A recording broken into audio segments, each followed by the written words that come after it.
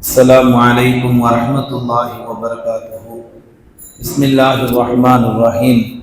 الحمد لله رب العالمين والعاقبة للمتقين والصلاة والسلام على رسوله الكريم أما بعد. قال الله تعالى في القرآن العظيم وفي الفرقان المجيد: أعوذ بالله من الشيطان الرجيم. بسم الله الرحمن الرحيم. وداود وسليمان إذ يحكمان في الحرث صدق الله العليم. وقال نبينا محمد صلى الله عليه وسلم أن الخصمين يقعد بين يدي الحاكم أو قال كما عليه الصلاة والسلام. எல்லா புகழும் அல்லாஹ் ஒருவனுக்கே உரித்தாகட்டும். நபிகள் நாயகம் ஸல்லல்லாஹு அலைஹி வஸல்லம் அன்னவர்கள் மீதும் அவர்களுடைய குடும்பத்தார்கள் மீதும் அன்னாருடைய வாழ்க்கை வழிமுறைகளை பின்பற்றிய அத்துணை நல்லுள்ளங்கள் மீதும் அல்லாஹுவின் அன்பும் அருளும் என்றென்றும் நின்று நிலவட்டுமாக என்று பிரார்த்தித்தவனாக எனது வார்த்தைகளை துவங்குகிறேன். அல்ஹம்துலில்லாஹ். நீதிபதிகளின் தீர்ப்பு இப்படித்தான் இருக்க வேண்டும் என்ற தலைப்பில் சில செய்திகளை உங்களோடு பரிமாறிக்கொள்ள வல்ல நாயகன் எனக்கு தௌஃபீக் செய்யட்டும். கண்ணியத்திற்கும் மிகுந்த மரியாதை குறித்தான அல்லாஹ்வின் மேல் மக்களே, உலக சமயங்களில் எத்தனையோ சமயங்கள் இருக்க, அந்த உலக சமயங்களுக்கு மத்தியில் இருக்கக்கூடிய இஸ்லாமிய மார்க்கம் எப்படிப்பட்டது என்று கேட்டால் அழகாக அல்லாஹ் சொல்லுவான், இந்த மார்க்கம் இஸ்லாம் என்ற மார்க்கம் நீதத்தால் பூர்த்தியான மார்க்கம். அதே போன்று ஒட்டுமொத்த குர்ஆன் ஷரீஃபை நீங்கள் எல்லாவற்றையும் அலசி பார்க்கின்ற பொழுது குர்ஆனிலே நீங்கள் என்ன அதிகமாக காணப்பட்டீர்கள், குர்ஆனுடைய ரத்தின சுருக்கம் என்ன என்று கேட்ட பொழுது குர்ஆனை அலசி ஆராய்கின்ற முடிவு குர்ஆன் சொல்லக்கூடிய வார்த்தை அது நீதம் என்பதாக குர்ஆன் பேசும்.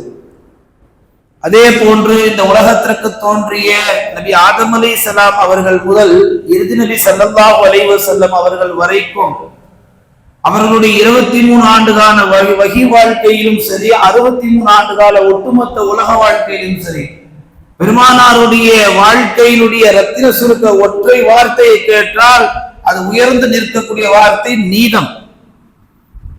இந்த மார்க்கத்திற்கு சட்டங்களை தொகுத்து இந்த மார்க்கத்திற்கு வெளிச்சத்தை தந்த 4 பெரும் இமாம்கள், இமாம் அபூ ஹனீஃபா, இமாம் ஷாஃபி, இமாம் ஹம்பலி, இமாம் மாலிகி, இந்த 4 இமாம்களுடைய பிறப்பிலிருந்து அவர்களுடைய ஹயாத்தினுடைய துவக்கத்தினுடைய நொடியிலிருந்து மௌத்து வரைக்கும் எல்லா காலத்திலும் சட்டங்களை தொகுத்து கொடுத்த காலத்திலும் சரி, இமாம்களாக வலம் வந்த காலத்திலும் சரி, அவர்கள் மௌத்தா போன காலத்திலும் சரி, அவருடைய வாழ்க்கையில 4 பேருடைய வாழ்க்கையில நினைத்திருக்கக்கூடிய ஒரு வார்த்தை நீதம்.